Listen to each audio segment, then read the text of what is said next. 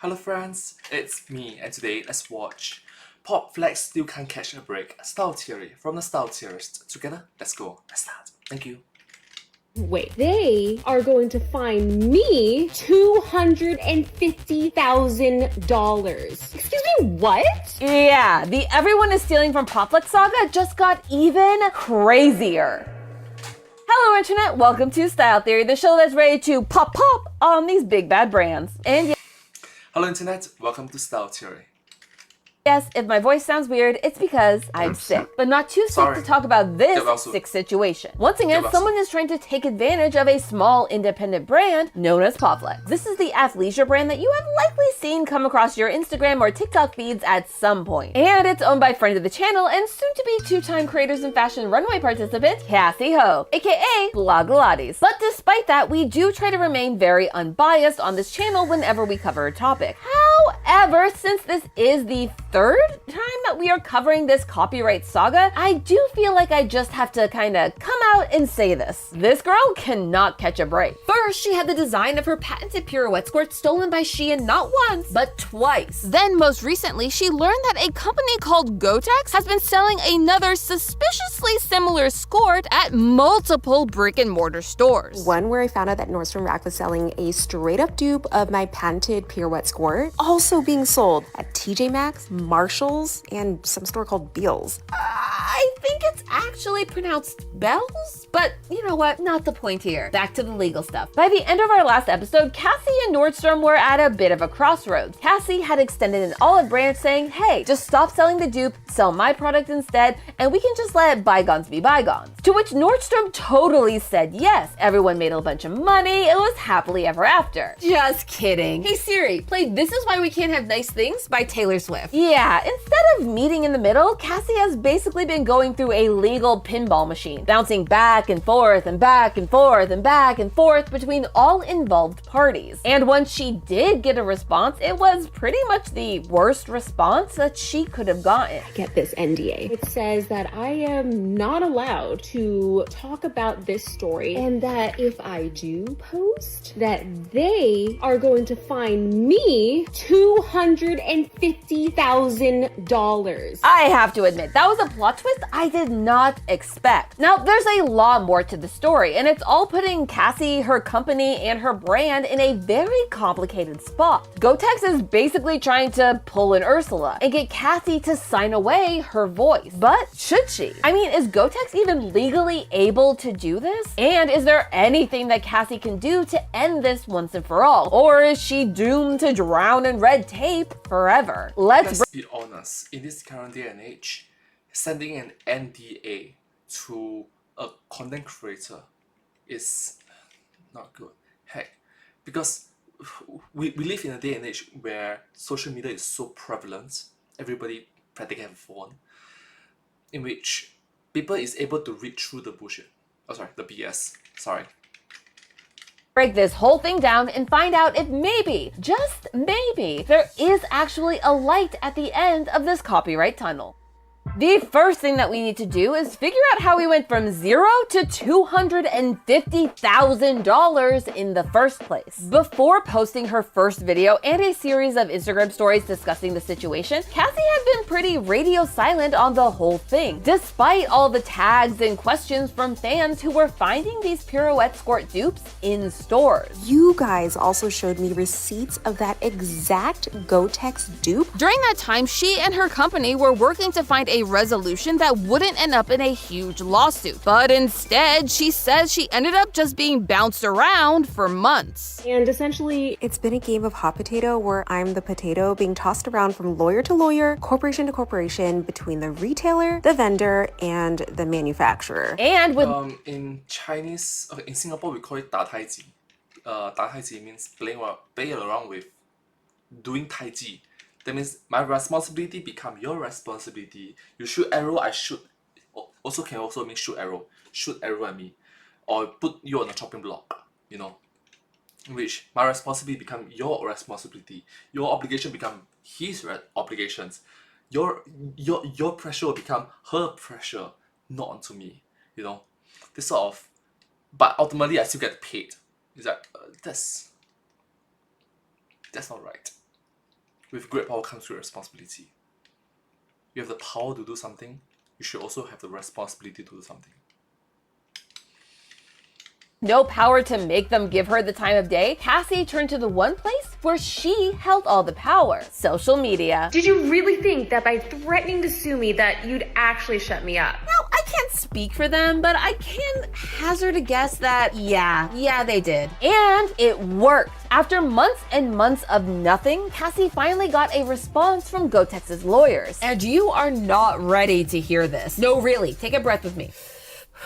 Okay, let's go. Want to hear what the GoTex lawyer actually wrote me instead of apologizing for infringing my patent? Since GoTex did not design, manufacture, or sell any of the products that are alleged to infringe the patent. Pause. As we discussed in our last episode, these dupes were being sold under the GoTex brand on the websites of these stores. And when there were photos of these dupes found in stores, they had the GoTex tags on them. It literally says, products offered by GoTex are one-of-a-kind creations. I'm so confused. Like, should I believe the lawyers or the hang tag? Now here's the thing. If GoTex had responded and said something like, hey, bye guy, despite the small amount of visual similarities between our two squirts, I didn't actually infringe on your patent. We good, bro? We would be having a completely different conversation right now. GoTex has every right to try and claim that. Try being the key word. They would still likely have to prove at some point that it... Look, from my experience and from what I learned is, in a world of lawsuits, okay, a lot of times is the rich wins, the poor lose. Why? Because you have to fight the lawsuits. And even if you have a winning case, you can be easily bought out and just pay you money for you to cancel this entire case so that they don't lose, but also, you also don't win. They don't lose legally. They don't have to face the consequences of losing. Even if you have a rock solid case, the average individuals can be easily bought out. And if you really want to fight, you have to pay hundreds, thousands, tens of thousands, hundreds of thousands of dollars on lawyer fees. Didn't violate Cassie's patent. But to be like, nah, we didn't even make that product. Like, whose name is on the website? Whose name is on the tag? Is it hot in here? Oh, one sec. Sorry, I forgot to turn off my gas light. It really makes it hot in here. What was he saying? Cassie, wanting this whole situation to just be done and over, sent a settlement agreement to GoTex to finally put the drama to bed. With the help of her lawyers, of course, because you should always use a lawyer. Not that I think that you are going to go into some big legal battle with a giant corporation, but if you do, use a lawyer. Anyway, I know a settlement agreement can sound pretty serious and scary, but from a legal perspective, it's pretty normal. Not a big deal. This is basically the legal equivalent of Cassie going, hey bestie, I don't want to go through this whole big legal drama, so just stop selling the score, pay me a fair royalty, and we'll just be done with this, okay? To which GoTex said, of course, bestie, I got you, right? Wrong. Hey Siri, play Denial is a River by Doechii. Yeah? No, they didn't do that. In fact, they did the opposite of that and did something that no one really could have expected to happen. They didn't accept, reject, or even counter Cassie's settlement. Instead, they sent over a non-disclosure agreement, or NDA, that Cassie must sign before they'll even continue the conversation. Listen, NDAs are pretty common in any place where a lot of sensitive information is going to be exchanged. I've signed plenty of NDAs in my day, and it's not really a huge deal. However, this NDA is not that. It isn't trying to keep everyone... I guess it's something similar to hush hush. You want to talk? You sign this first, so that anything that we talk, even though we are in the wrong or you are in the right, don't talk about it.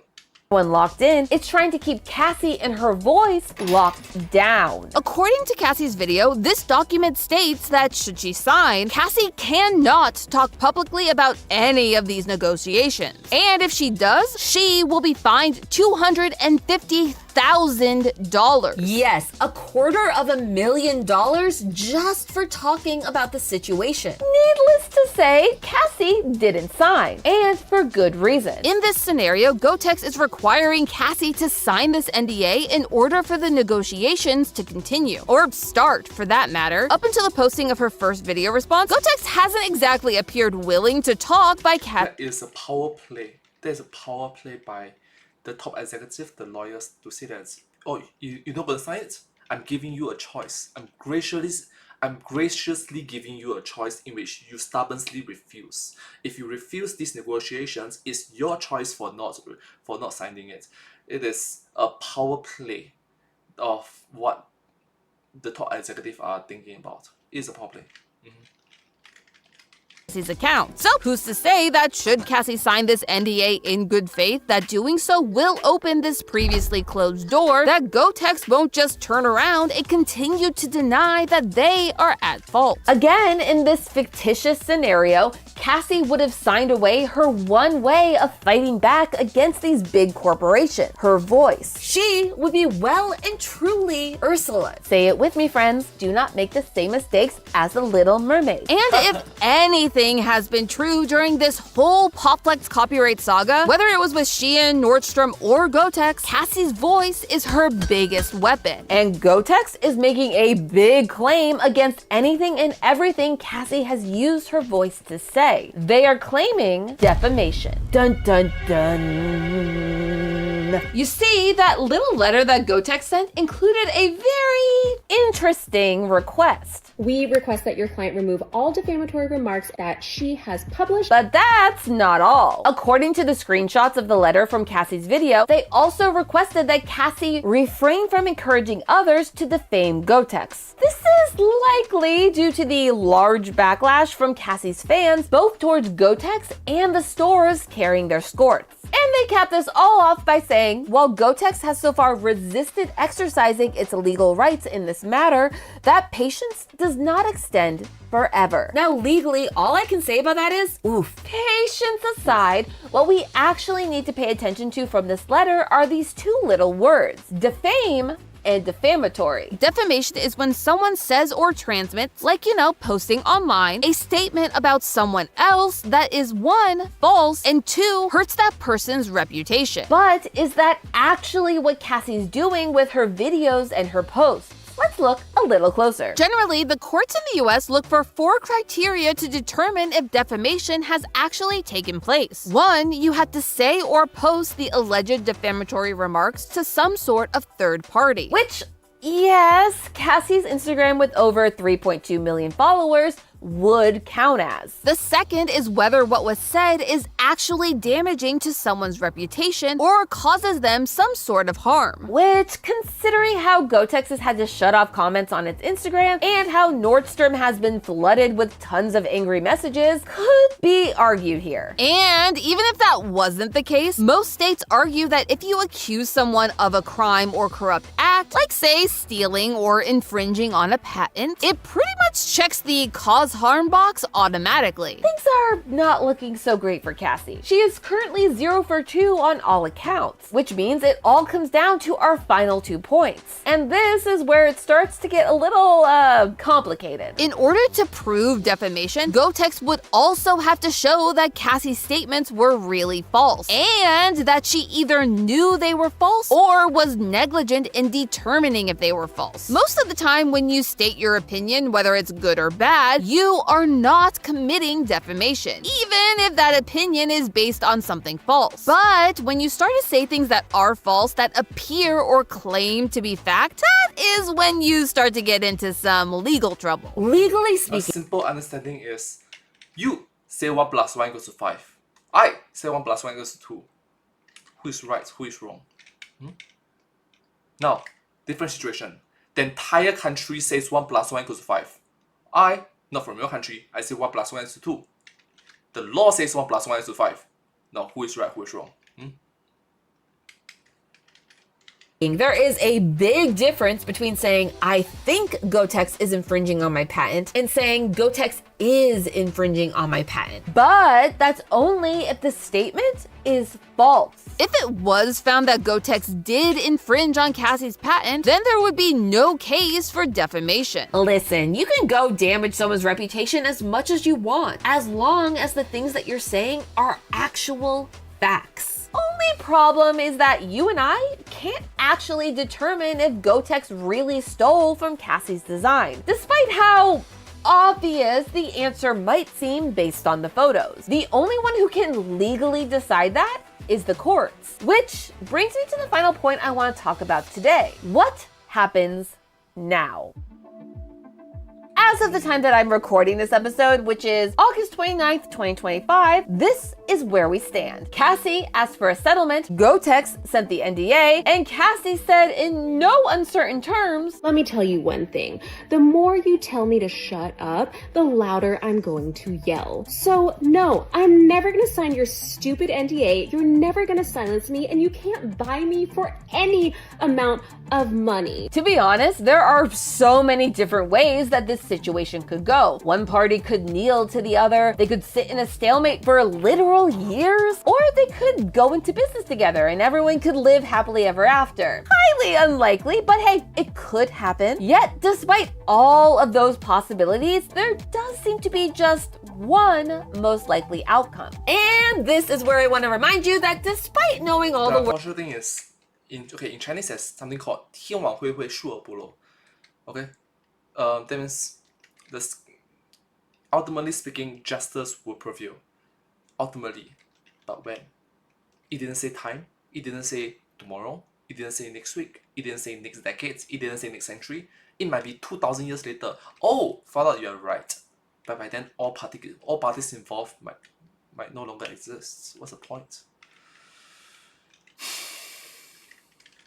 words to Legally Blonde, the movie and the musical by heart, I am not actually a lawyer, and this is not actually legal advice. Okay. At this moment, Cassie is in a stalemate with Gotex. If she signs the NDA, she loses her biggest way to fight back and move the needle on this whole situation. Remember, she went through months of no solid responses until she posted her video, and Gotex has no incentive to accept Cassie's settlement. This, at least from this non-lawyer's point of view, leaves Cassie with only one real option: sue Gotex. Let me be crystal clear about this. A lawsuit is the last thing anyone in this situation should actually want to happen. The average duration of a lawsuit is, I don't know, maybe years? Several years? Comes with huge risks, both professionally and personally. If Cassie won, it's unlikely that the money she'd get from Gotex would cover her legal fees. And if she lost, not only would Cassie end up paying damages to Gotex, but it would open up her business to more and more copyright infringement with no way of fighting back. Because in the end, that is what all of this— She will be backed into a lose-lose situation. That's one of the things, not just for her, but a lot of new business people step into the field of business and suffer through it. A lot of new entrepreneurs suffer through this.